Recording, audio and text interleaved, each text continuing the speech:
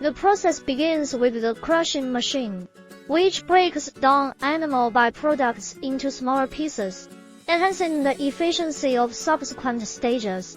This step is crucial as it prepares the material for optimal oil extraction.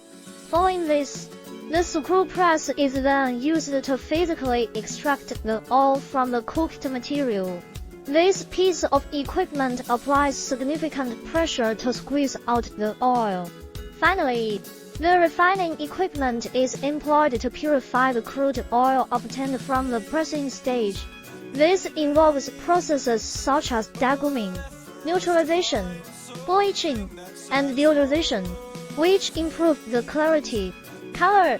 Together, these components form a complete production line capable of handling large-scale animal oil processing. Each piece of equipment contributes uniquely to the overall process, ensuring high-quality output while maintaining cost-effectiveness.